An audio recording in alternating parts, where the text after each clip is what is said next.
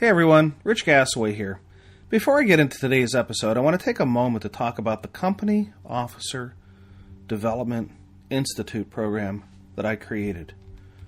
I sent out a message recently on my social media, and I got a lot of interest that came back to me, and a few puzzled responses too. You see, this Company Officer Development Institute program, it's 5 days with no PowerPoint and no book. A program developed to help company officers with the skills needed to be successful at the company level. My co-facilitator, Indianapolis Fire Department Lieutenant Patrick Harper, and I share best practices for leadership, problem solving, conflict resolution, teamwork, motivation, generational leadership, discipline, coaching for performance improvement, and more. The program truly is customized to the issues facing those who are in the program that week. That's one of the reasons there's no PowerPoint. We never know exactly what the content of the class is going to be until we get started. And the second reason we don't use PowerPoint is, well, frankly, we've believed the PowerPoint used to teach leadership is not necessary. It's better accomplished using adult-facilitated learning techniques.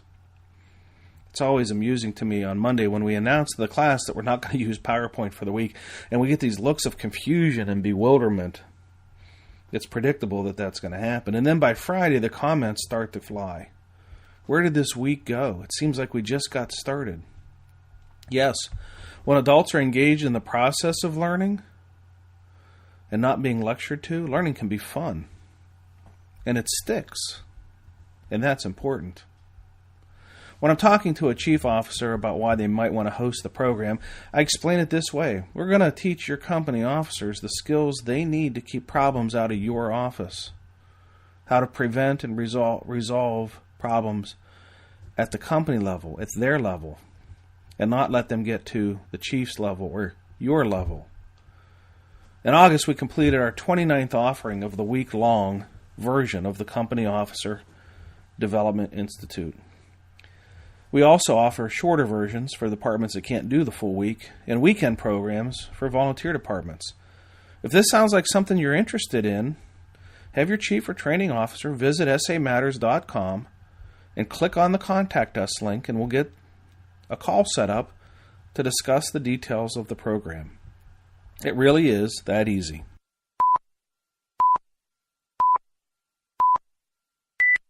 Today's episode is sponsored by Midwest Fire. For more than 20 years, Midwest Fire has been manufacturing high-quality tankers, tanker pumpers, and fire rescue vehicles in the United States and Canada. Keeping firefighters safe while enhancing their capabilities is what they do best. To learn more, go to MidwestFire.com. Hi, this is firefighter John Vanslano from the Lakeside Fire Department, and you're listening to Dr. Richard Gassaway on SA Matters Radio. He's helping us to see the bad things coming in time to avoid bad outcomes.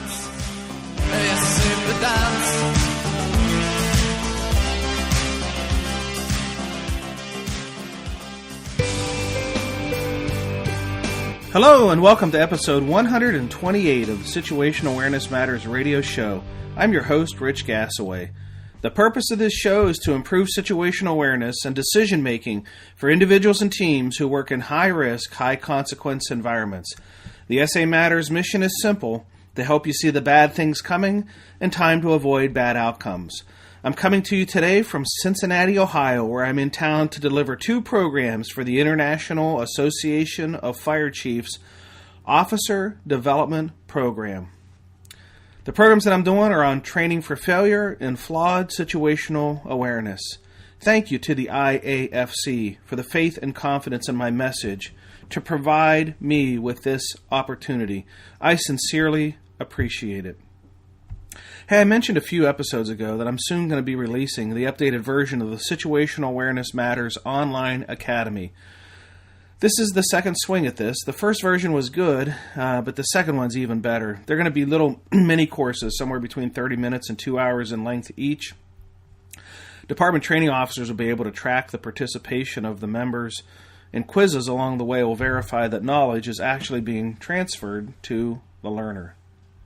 I know there are many departments that cannot, for one reason or another, host a live Situational Awareness Matters Tour Stop event.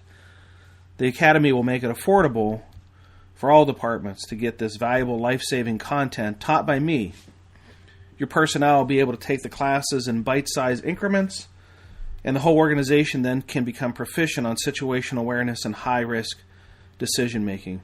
The new Academy will launch near the end of this year or in early 2017.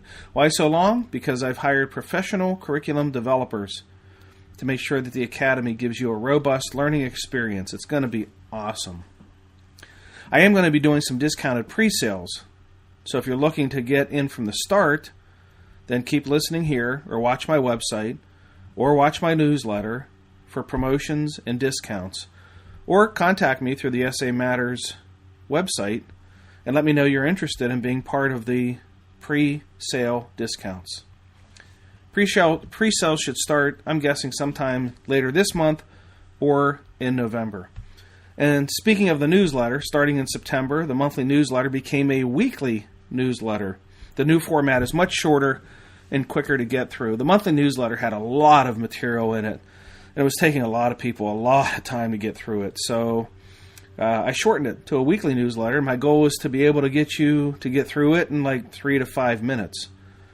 So if you're interested in signing up for the newsletter, go to the SA Matters website and click on the red box on the right side of the homepage. It says Become a Member. The member is what gets you the newsletter. One question I get asked a lot is, when are you coming to my area? Or, when are you going to be next?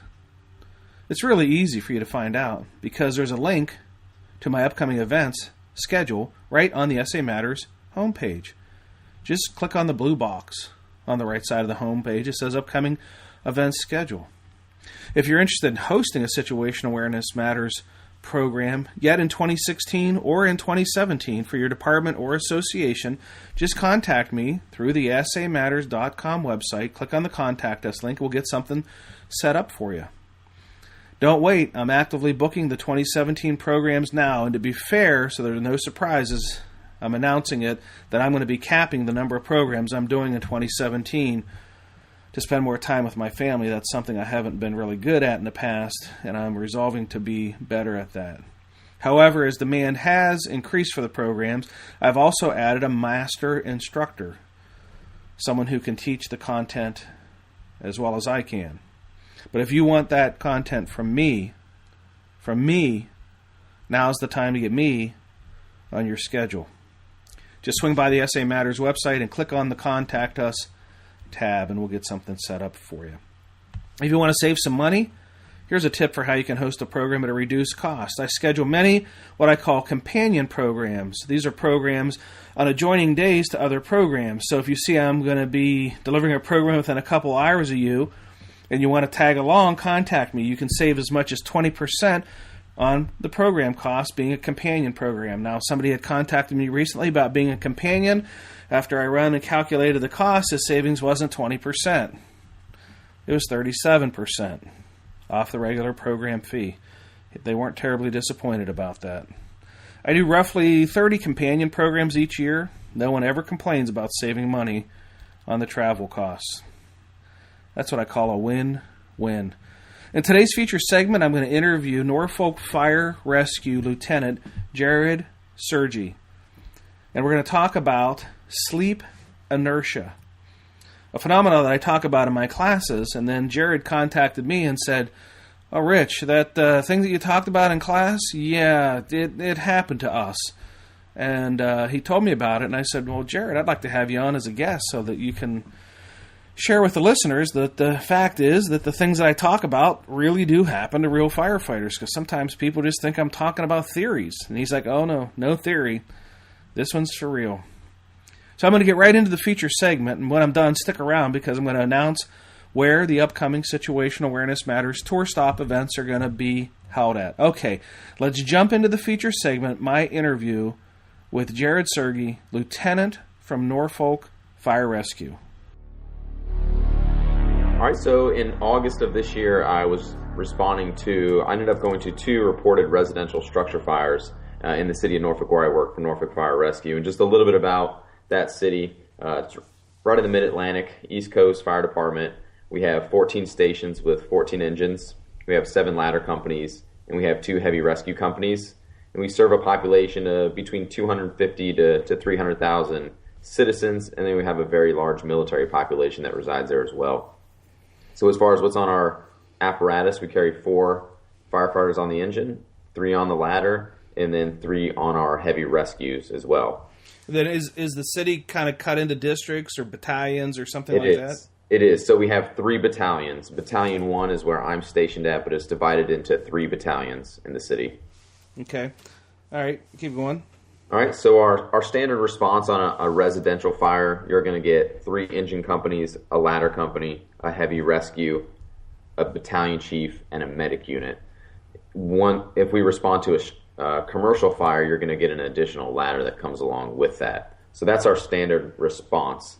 So on that night, I believe I was on the engine company. So we responded first to a report of a residential structure fire. It was early in the morning. Hey, Jerrod, hold on a second before we get to that call. Okay. What was the day like that day? Was it a busy day, a slow day? Had you been running your tails off, or what was the day like, if you remember? I don't think it was too busy as far as the call volume, but we had a lot of stuff going on during the day. We did some training in the morning and the afternoon. I think a couple of the guys were going through some in-services that the department was putting on, so just a lot of stuff going on in the station and around the station, but call volume, leading up to this event, I would say maybe 5 calls before this first reported structure fire. Okay, and then I'm going to ask you a couple other questions that might tie into the conversation that we're about to have. Was that day particularly hot? It was, actually. The East Coast, I'm sure a lot of other people too, it was just a crazy heat wave. We were getting those temperatures of the upper 90s, so very, very hot and humid. Mm-hmm. And do you recall whether you were well hydrated or possibly a little underhydrated for the day? And I know that's trying to get you to really drag up some details from a couple of months ago, but any recollection on that? To be totally honest with you, I was probably underhydrated. Okay. Yeah. Okay. And the listeners are probably wondering, where's he going with this? But it'll as you know and I know, it's going to all come full circle here in a bit. Yeah. All right, go ahead and tell us about the call. So the first call we got was a report of a residential structure fire. It was in the neighboring response district, so we were going to be likely the second due engine company. So woke up late in the night, I would say after midnight, woke up, got on the truck, and the second due engine is responsible for locating a water source, grabbing a hydrant. We have a cab that helps us do that. So I was going through You're the lieutenant on the truck. I was the lieutenant on the truck that night. Yes, sir. Okay, go ahead. So, all the normal things going through my head. I'm paying attention to the address, thinking about the types of buildings that are over there, listening to who's coming with us, thinking about the people that might be on those apparatus, and some of the comments that the dispatch was given, which wasn't a lot. I think it might have just been report of a house on fire, and that's really all that they gave us. So I'm trying to go back and forth in my head, you hear those comments that tell you, this is likely a fire. You hear those comments that say, maybe not. So in my head, I was thinking, this might actually be a fire. It's late at night. Quick call. Someone just says, hey, this house is on fire, and they call the fire department. Mm-hmm. So I was going further into, what I was going to have my guys do when we got there and that sort of thing, just processing all this information in my head. Okay, hold on a second. Are you just thinking about it, or are you actually having conversations with your crew about what they're going to do when they get there? To be honest, I don't think we made it that far as what we're going to do. They're pretty good about having preset assignments based on seat position and arrival. So, as soon as they get there, they go into action. I think there was very little, if any, conversation with them about what we're going to do when we got there. So you're just thinking it through. Exactly. Okay, go ahead. So on the way to the call, I think we maybe make it halfway there. The first engine arrives on scene. I'm not sure exactly what their report was. Likely nothing showing. So they did their investigation. They cleared all the companies up rather quickly. So, still kind of in that funk. I'm on the way back to the station, and then even a little bit of casual conversation picks up. You know how we are, that one engine's out on a call as we're coming back. We're thinking, well, hey, maybe we'll grab something in their district. How funny would that be? And we could poke fun at them the next day. So it was almost if everybody on the truck was a little bit more awake, lively, more conversation was going on between all of us. And then, sure enough, the computer goes off for another reported structure fire, actually in the same district as the engine that was already on another one.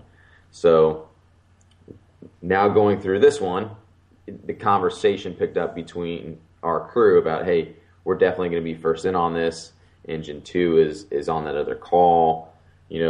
Same kind of stuff going through my head individually, address, type of construction, the buildings that are over there. I was familiar with that district because I spent some years at that station, so I knew right away from that address, the width of the streets, how close the houses were together, the type of buildings that were over there.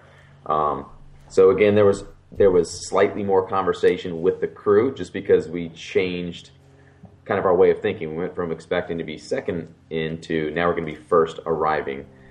And I noticed not I wouldn't say immediately, but I got on scene.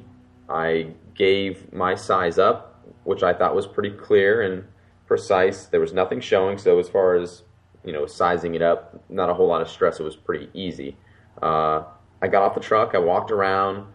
Again, nothing showing. Same type of comments. Report that there was a house on fire. Get there, walk around. We're looking in the windows. There's nothing there. I believe it was actually a vacant house. So as the companies were coming in, because those streets are so tight over there, I found myself giving further direction to the ladder coming in, the second arriving engine coming in as far as where I could see the closest hydrant. So the communication was good. And once we left that scene, I found myself just thinking on the way back to the station. I said, you know what? I remember sitting in that class with Dr. Gassaway, and he mentioned sleep inertia and the effects of fatigue and everything like that. And it just kind of like the light bulb went off. I said, wow, I think if I would have shown up on that first fire, I would have certainly gave it my best shot, but I would have probably not been as clear, wouldn't have been as good as the second one. It was just, I found myself just being more aware. After being awake for 5 to 10 minutes, I had time, I just processed information better. I seemed to give clear, direction and things like that. And, that's what obviously led me to contacting you and telling you that story. Mm-hmm. But it was just very clear to me at that point that I had just experienced that. Yeah. Now, when you were at the first call and you were in that groggy state, you didn't realize it at the time, right? It wasn't until the second call, Not at all. And then you were able to kind of reflect back to the first call and kind of see yourself in hindsight that you had the awareness of just how out of focus, maybe is the word, right? Exactly. That your thinking was. Is that right? That is right. And when we got a couple of the guys that were on the truck that night with me, they were with me when we went to your class, and so the next day we were talking, and I said, hey, you remember that class we took, with Dr. Gassaway, and we were talking about all these things, and I said, remember those 2 calls the other night? And so I was asking them, hey, do you felt like you were a little bit more prepared? And they were like, oh yeah, I actually think if it would have been a house on fire at that second address, we would have probably done a better job. I just wake up, get our wits about us, go through the motions over again as far as listening to the dispatch, thinking about the address, the buildings. Our communication, again, was a little bit more frequent in the cab now that we were all a little bit more awake and we were kind of losing that grogginess. And even when the guys stepped off the truck and on that second address, I could see they were just more attentive. And not to say that they wouldn't have been attentive on the first one, but many times we go on these calls and I could see it in them, and I could see it in myself too. We show up and we do have that grogginess, as where this one, I think everybody in the truck was just very alert. So as you talked to the other folks in your truck, they had the same thing going on? Exactly. One of them definitely said, "Yeah, oh yeah, I definitely had that, and I didn't even think about it until you mentioned it."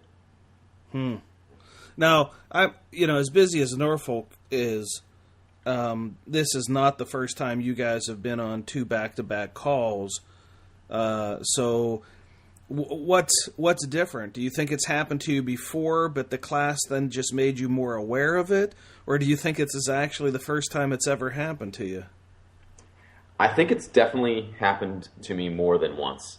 And I don't think I would have paid attention to it as much had I not sat through your class, because I don't think I would have connected the dots, even if I would have thought, oh, we did really good there. I don't think I would have said, well, that was because, of something like sleep inertia or the effects of fatigue, or anything like that. It was just, I was immediately able to place how I felt because of the information that I received in one of your lectures. No, that I can't begin to tell you how good that makes me feel, that the lessons of the class stuck with you, and then you were able to recognize what I was talking about in class is actually happening to you. Sometimes I think during the class that people in the class think I'm talking about theory. Well, this in theory could happen, or that in theory could happen.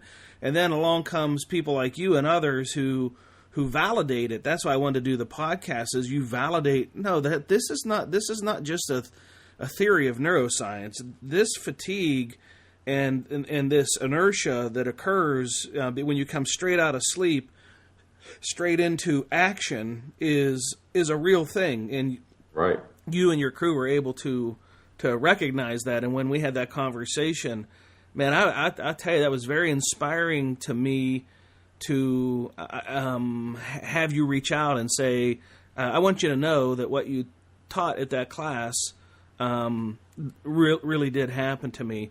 And it could have had an effect on you had that first fire been a working fire, and if you weren't like all in. Sure. Now the question that we'll never know is if you got there and it truly was a working fire, would then the adrenaline and some other hormones and neurotransmitters that would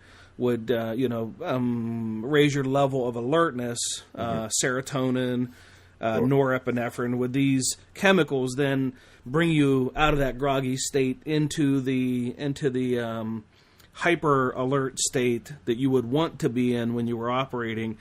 That we may never know, right? But because you got canceled off on that call and ended up on another one. But the thing about it is that as soon as you got the second call, now the question I have is from the time you got awoken for the first call, think about the timeline until the second call you were actually dispatched. So you got all the get up, get dressed, get on the truck, head down the road to the first call, canceled, on your way back, here's the second call. What's the timeline from like raise your head off the pillow until that second call came? How many minutes we talking?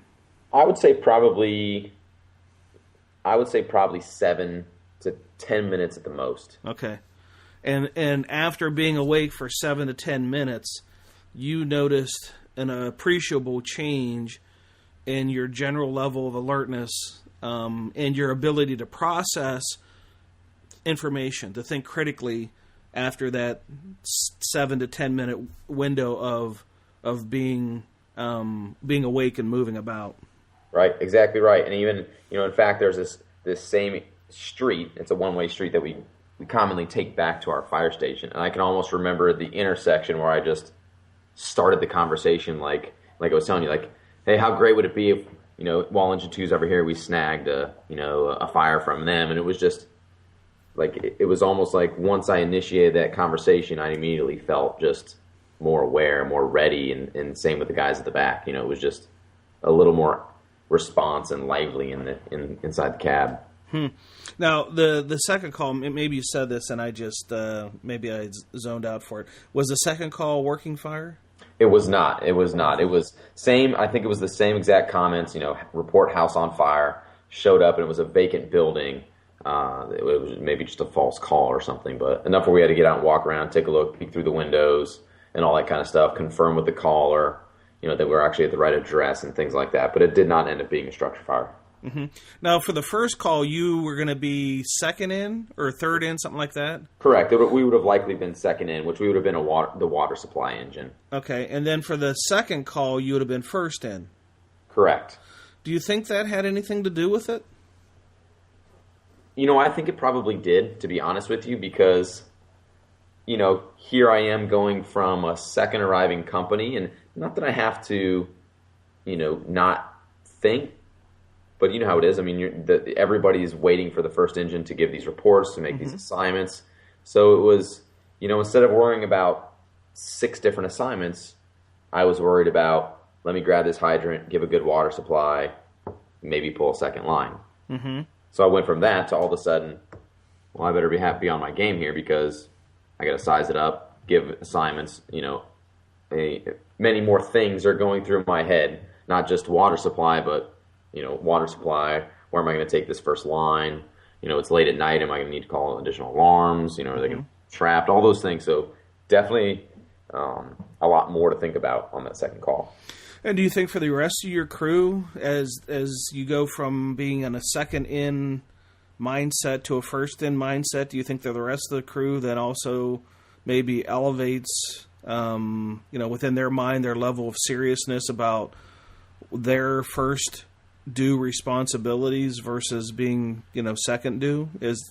I know I'm asking you to kind of speculate what's inside of their mind, and you probably you're not on trial, so you don't have to play the role of a witness. But what do you think about that? Yeah, I think they had a shift in mindset, because it goes back to stuff we talk about at the station when we do training, when we do drills about all these responsibilities of the first engine, and we'll listen to fires that go on in our city, and we'll talk about the actions of the first due engine company and how serious they are, and how critical these decisions are. So I think they, in their mind, immediately went to, now we're under the spotlight. Everyone's going to be looking at us to make this decision.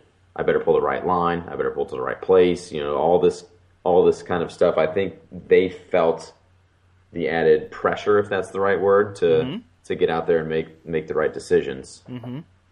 Well, I think as it adds, as the pressure. You call it pressure, I call it stress. The added stress of we're first due. We definitely want to get this right and get things off onto the right foot because everybody else coming in depends on depends on us to kind of get it started properly with a size up and the first line to the right place and so on. So it kind of just ups the game on the level of seriousness that. And not to say that, if you're second due, that's not serious duty and responsibility, but it's a whole different than being, first in and, not knowing if you're going to have an imminent rescue and, all those things that are circling around inside the brain when you're the first due. Right. Yeah. Now, so at what point did you have a conversation with your crew about this, and what you observed about the, your level of alertness for the 2 calls? Did you have that on the ride back, or did you get back to the station to have the conversation? Did you guys just go to bed and talk about it sometime later? I think that's what we did. We came back, we went to bed, and I think it was the next day. And I didn't address it like a lineup. We're sitting in the galley table, and there's the guys that were on the company with me that night. And I said, hey, it's funny about that call the other night. And I was going through the whole thing about, what did you guys think? Do you think we would have done a better job on the second one? And just went through everything like I explained to you, how we felt more alert, and I just automatically had that light bulb go on for me as far as, well, hey, I just realized that I was in this, this state, sleep inertia, if you will, like, just being abruptly woken up and forced into making these decisions within a matter of minutes. Mm-hmm. So, yeah, we definitely talked about it, and the ones that were in the class, they were able to recognize right away what I was talking about, and some of the other ones, though they didn't go to the class, they were like, oh, that makes perfect sense, and we talked a little bit, yeah. Mm-hmm. Now,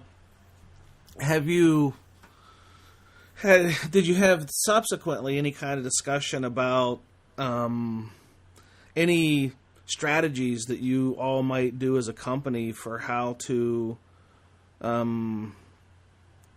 combat this or manage your way through this if it were to happen again? We did, and in fact, it's funny you say that because I actually wrote down something here to actually ask you that question. We had the conversation of, here we are as company level people, we're very task oriented, so we show up on scene, and in our system, had I arrived on that house and it was on fire, I would have been in command a very short period of time. I mean, by the time we got the line off the truck and we're masking up at the front door, our battalion chief would have probably been there, because all the companies they're just right on top of each other. So that first arriving engine isn't in command very long, unless the chief gets caught up on another call or something like that. Mm-hmm. But we did talk about that, making those decisions as a company. We went back to the whole task fixation, and chief tells you, engine 7, go here, do this. Ladder 7, go here, do this. And it's immediately, yes, sir, got it, no problem, and off we go. So here we are, so just, fixated on getting this task accomplished while we're still in this state of, inertia, if you will. How do we go over that, or how do we combat that? We talked about practicing our size up drills, looking at different buildings, and what we ended up doing a couple days was, on the way to the grocery store, we would stop, we'd pull over, we'd look at a building, and we would all do it. We'd say, all right, you got 15 seconds to look at this building, grab as many features about it as you can, the number of windows, doors, meters, fire escapes, the construction, you name it, and turn around and then try to rattle that stuff off by memory. Mm-hmm. So those kind of little brain games we would do. But that's really it, to be honest with you. We didn't really come up with a whole lot of solutions on how to overcome, one, being task fixated, and then 2, doing it while you're, the brass hits and you're jarred out of your sleep and you're making these decisions within a few minutes. Yeah. So one of the things that you tying back to what you said between the first call and the second call, and setting aside the fact that there was just the element of time between the two, that obviously when any of us get jarred out of sleep into the waking state, there is going to be some period of transition, to kind of get the gears turning. Right. And depending on what state of your sleep cycle you were in, sometimes that can happen quickly, and sometimes it can happen slower. And, the thing that you don't control is, which stage of the sleep cycle you're in, and you certainly won't know it when you wake up. So you really never know when you wake up if you're going to wake up and be fully alert, or if you're going to wake up and you're going to be kind of in neutral for a period of time until you get the gears engaging. Right. So that element of time between the waking and the second call, and the change in the level of alertness, is one potential explanation. And then the other one, which I kind of danced toward, was the stress that came from being first due versus the maybe lesser stress of being second due, and then what might be happening in the way of release of the chemicals and hormones that raise the level of alertness because you believe you're first due, with greater duties and responsibilities and more obligations and a longer list of things to accomplish. And so one of the things that, and I can't tell you it's going to work. I would just encourage you to give it a try, and then maybe you could swing back to me and say, yeah, that worked, or no, that didn't work, would be that when you wake up and you're not going to be first due, still keep yourself in the first due mindset of, the first in engine is engine 5. We're the second in engine. But if engine 5, God forbid, would say get hit by a car on the way to the call, we'd be first in. Right. So let's get of the mindset that that we may always be first in, whether we're on the engine or whether we're on the ladder. Circumstances being as they may, we may always be the first in, and try to get yourself into the mindset of the thinking through, like as soon as you get up, thinking through the duties and responsibilities of, well, if we were first in, because even by your own admission, that's a whole different, it's kind of like a whole different mindset versus, well, we're just second in. And right. Whether that would work for you, I'm not sure. I'd be interested to see, what what it might do for you in the way of how you would process information. In other words, would that jar you into that stress level and that level of alertness quicker than if you were thinking second due kind of mindset? And I don't know. I'm just it definitely makes sense. Yeah.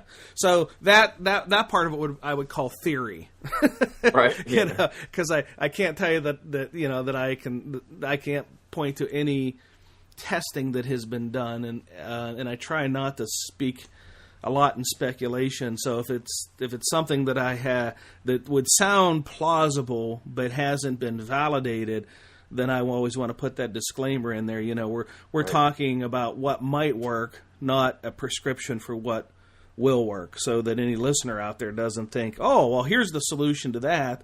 Right. Well, maybe it is, but maybe it isn't. Try it, but don't get married to the idea that that's going to bring that mindset is going to jar you into a level of consciousness quicker, because it may and it may not. Mm-hmm. Yeah. Right. Are you and your crew doing? Go ahead. We have a couple guys that are actually working on. We have like an acting officer process, so they go through a book and they ride up in the front seat while myself or the other officers in the station sit right behind them in the jump seat, and it's definitely good information to share with them. Especially, we do a lot of size up drills. We'll pull pictures up of previous fires and things up on the internet, and we'll walk through these situations.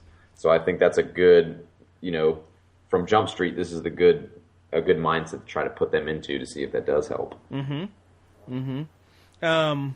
Have you and your crew had any discussion about anything else that you all might try just to make sure that each other is like to the full level of alertness? Because it's interesting to me that all of you were kind of that groggy mindset. Sure. I guess what I would have expected to hear is, three of us were and one wasn't, or two were and two weren't, or one was and three wasn't.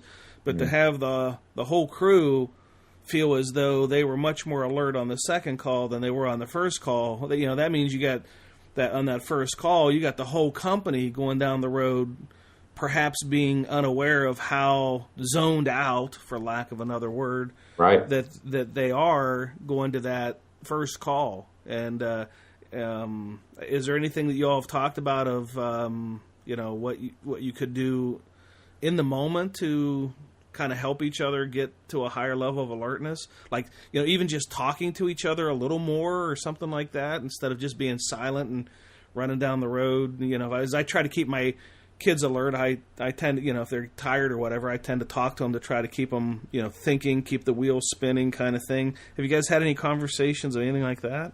I don't think we have as a group, but I've had maybe one-on-one with a couple of them about me being, and again, it goes back to recognizing that I was even that way, just sharing more information with them. Hey, did you guys hear this address we're going to? These were the companies that are going, and I guess I just maybe assume, which I shouldn't, that, they know who normally responds over here. They know the building construction over here. They know these streets and yada, yada, yada. But, maybe it's just not something that they're thinking about right now. Mm-hmm. For jump seat firefighter, when that was me, it was just, I just can't wait to get over there, grab that line and run to the front door, So they may or may not have been thinking about all these other things. And I feel like me as the company officer, I could possibly benefit them more by saying all those things. Hey, you got companies coming with us. It was over on Rugby Street, so they immediately have a building pop up in their mind. Like I said, just give them some more detailed information about the call. Yeah, to get the wheels spinning. Right. Basically trying to wake the squirrels up inside the head and right. and get them running at pace. And I would think that the quieter it is in the cab on the way, the easier it is for a person's mind to kind of just stay in the neutral state, instead of getting fully engaged in conversation about what's going on and having to think kind of as a critical thinker instead of just kind of silently going along for the ride to the call. But, you there, Chief? Yeah, you there? Yeah, I'm here. It must have been another little interruption. Oh, okay. I'm sorry about that. That's all right. So, anything else, and before we close this up, that you have in the way of thoughts or ideas or something, anything you'd want to share with the listeners? No, I think we touched on. I think the biggest thing that I'm going to take away from this is, again, going back to that mindset, communicating more with the company. We were just talking about that quietness in the cab. If I remember, most of the times when I flip the computer open and I say, "All right, guys, these are the comments," and I kind of leave it at that, and they might be back there, talking about what they're going to do, or, "Oh man, those sound like pretty good comments." And then they're just focused on what they're going to do when they get there. So instead of just saying, "Hey, here's the comments, here's this, and this as well," to hopefully drive some of their decision making, that way we're all on our A game when we show up. Mm-hmm. And then, I'm definitely going to try the drills that you suggested where, keeping that first due engine mindset, ladder, whatever, when we're doing size up drills, and have them thinking and making all of those decisions, even the decisions of later arriving companies. What are they going to do when they get here? What would you do if you were all of these companies? Run me through all these tasks that you're going to perform. That way, they're just thinking about the alarm response as a whole. Mm-hmm. Mm-hmm. Yeah, just I guess kind of that's something I'm going to do. Yeah, trying to get them all in mentally on the incident. All right.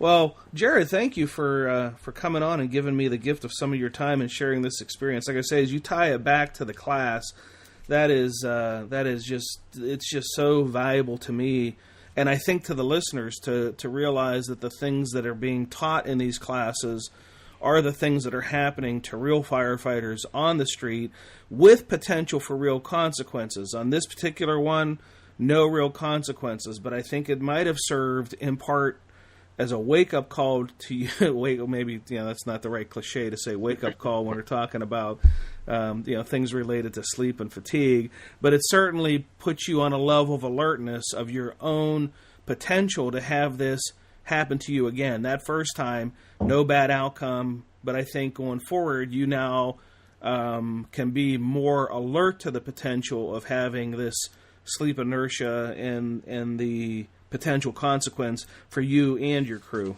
Right. Absolutely. Yeah. All right. Well, thanks for being with me today. I really appreciate it. Well, thank you for having me, sir. Thank you, Jerrod, for coming on to the show and sharing that experience. It makes me feel, as I said in the interview, so good to know that the things that are being taught in the class actually do happen in the field to real firefighters. I sometimes think or worry that people think that because I got a PhD that I'm only teaching theory, but in reality, I am first a practitioner, a firefighter with 30 years experience, who then happened to go back to school and get a PhD and learn about these things of neuroscience that have a direct application to our safety as first responders. And you and your story is but one of many living examples of how those lessons shared in the classroom then pay off in the field. So thank you for that. Okay, as I always do, I want to take a moment to thank the departments and organizations that have hosted some of our recent Situational Awareness Matters tour stop events. I do this to show my appreciation to the organizations who put forth the effort to organize and advertise and fund great training experiences for their members and for others in their region.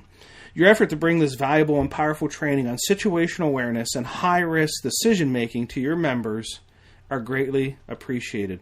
Recent tour stops included the Wisconsin Fire Chiefs Association Education Association Conference in La Crosse, Wisconsin, and where I am today in Cincinnati, delivering the two programs for the International Association of Fire Chiefs Officer Development Program, a training for failure program, and a flawed situational awareness program.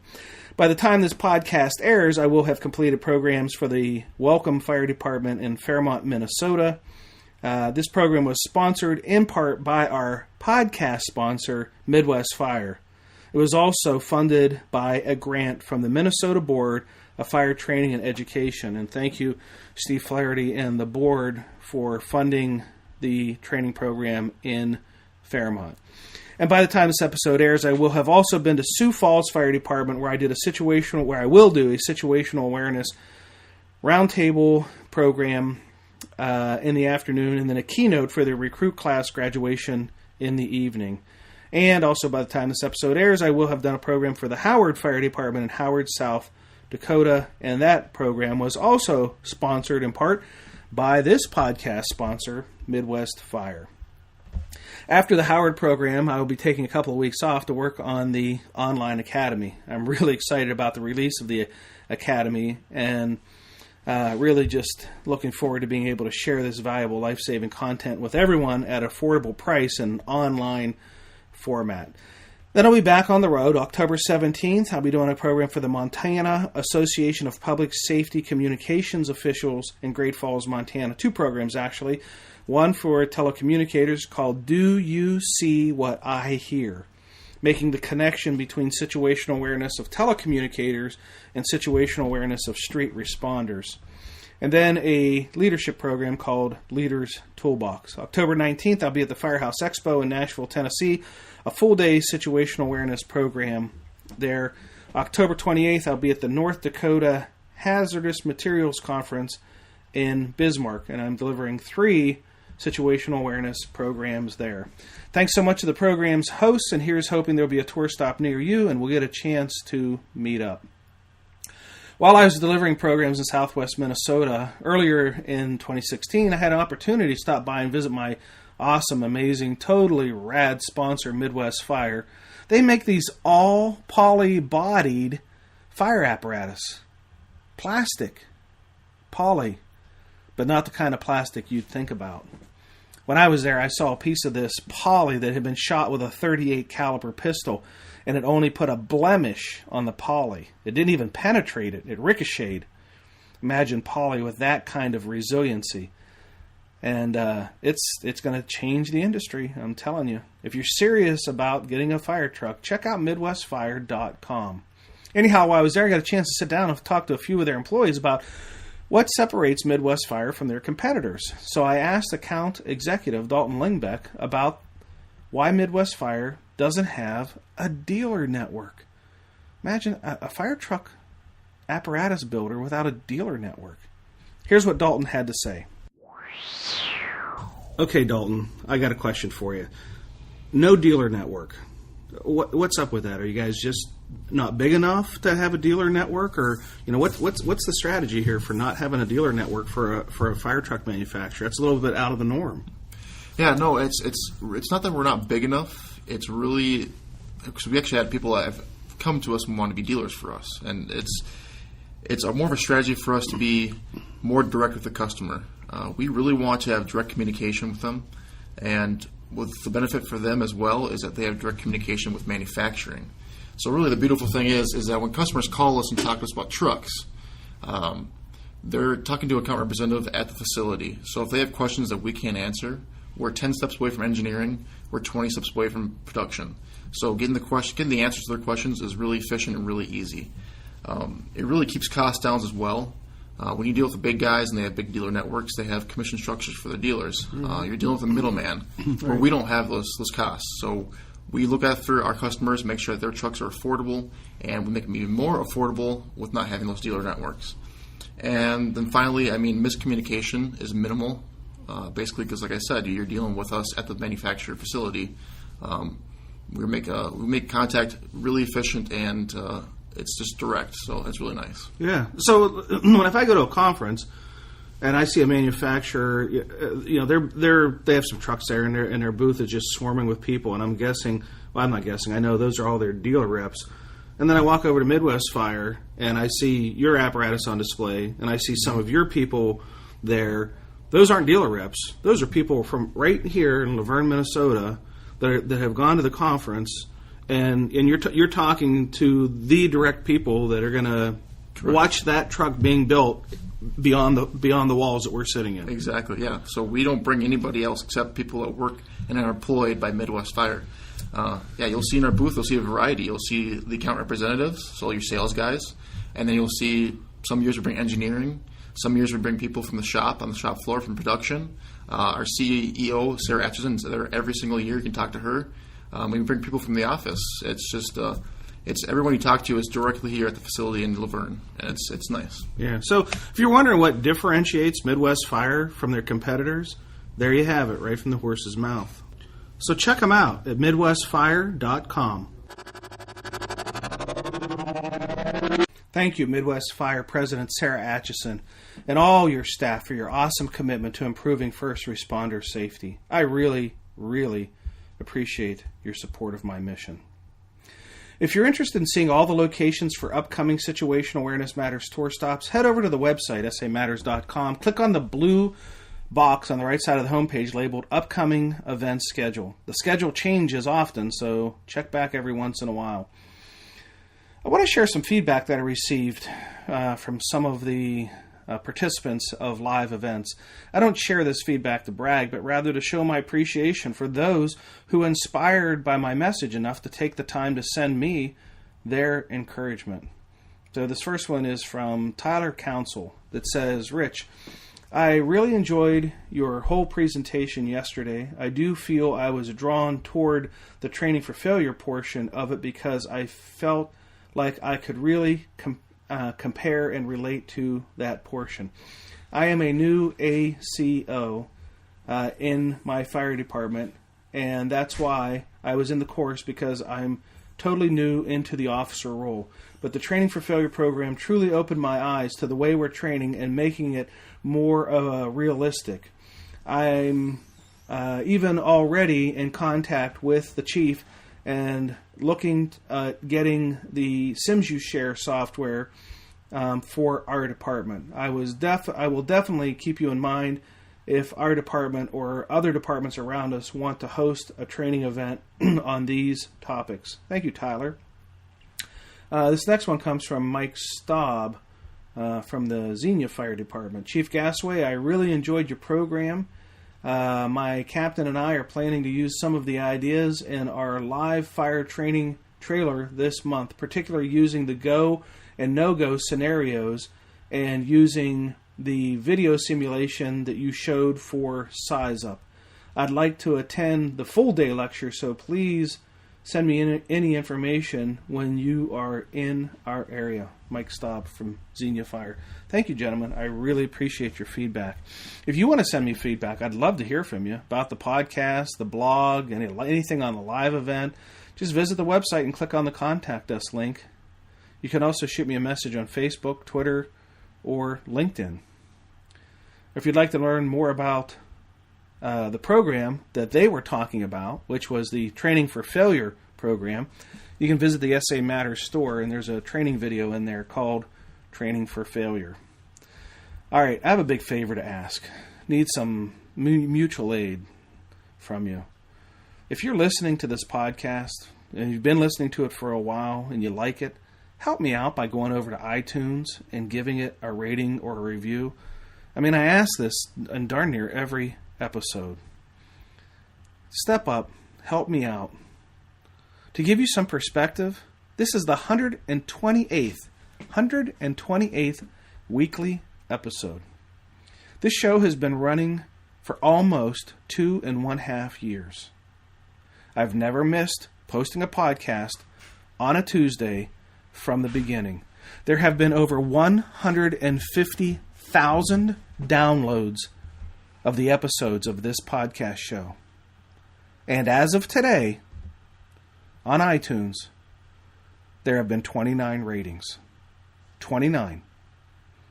All 5-star, and I'm very thankful for that. And there have been 18 reviews. I guess somebody just thinks that somebody else is going to do it. On Stitcher, went over there, looked, 1 rating, 1 review. Both from the same person. Come on, help me out. That was like a gut punch when I went and looked at those statistics. It takes less than 2 minutes. Log onto your computer, give it a rating and a review. Thank you for helping me out. If you want to give me some suggestions about how to improve this show, just go to the Contact Me link on the website and send me an email. If you're not a subscriber to the podcast, consider subscribing. And Listen to you'll get the episodes downloaded as they come in each week. Your reviews and comments really do inspire me to work harder for you. If you're a podcaster, you already know that a lot of time and effort go into producing, recording, editing a show, lining up the guests, and your feedback will let me know you appreciate the effort. Okay, if you're not a member of the SA Matters community of learners, please consider joining that. Over 5,000 members have. It's completely free. Just go to the website. On the red box on the right side, click on it that says free membership, and that'll get you signed up for it. And I'll send you a report called 25 Best Practices for Improving First Responder Safety, and you'll get on my email list and get my newsletter weekly. So consider joining that. You can also get connected with me on social media. On Twitter, it's at Rich Gassaway or at SA Matters on Twitter. If you follow both, you're going to get all the tweets twice, so don't do that. If you're getting all the tweets twice, just unfollow one of those two accounts, so you only get them once. The Twitter community is approaching about 17,000, thanks to those who are following along on Twitter. Every one of those tweets that come from my account is originally me. Nobody tweets for me, as I know there are others who have people tweet for them. There are others who run their websites for them and post stuff for them and send emails for them. No, that's not me. It's all me. Everything's me. The newsletter's me, podcasts, blog articles, all my original content. If anything's ever posted by anyone else, it is clearly identified as someone else's contribution. If you want to watch my videos, you can visit the YouTube channel, SA Matters TV. Why so many platforms? The blog, the podcast, Twitter, feed, Facebook, LinkedIn, YouTube, the Online Academy, live events, books, videos. Simply because I know that not every first responder consumes their content the same way. And I'm trying to reach you on whatever platform you prefer to receive it at. Well, that's it. Episode 128 is complete. Thank you to my guest, Norfolk Lieutenant Jarrod Sergi. Thank you to our podcast sponsor, Midwest Fire. And thank you to all the live event hosts. And thank you, our listeners, for sharing some of your valuable time with me today. I really appreciate your support of the SA Matters mission.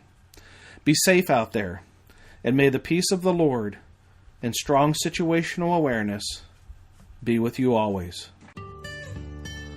You've been listening to the Situational Awareness Matters radio show with Dr. Richard B. Gassaway. If you are interested in learning more about situational awareness, human factors, and decision-making under stress, visit samatters.com. If you are interested in booking Dr. Gassaway for an upcoming event, visit his personal website at richgassaway.com.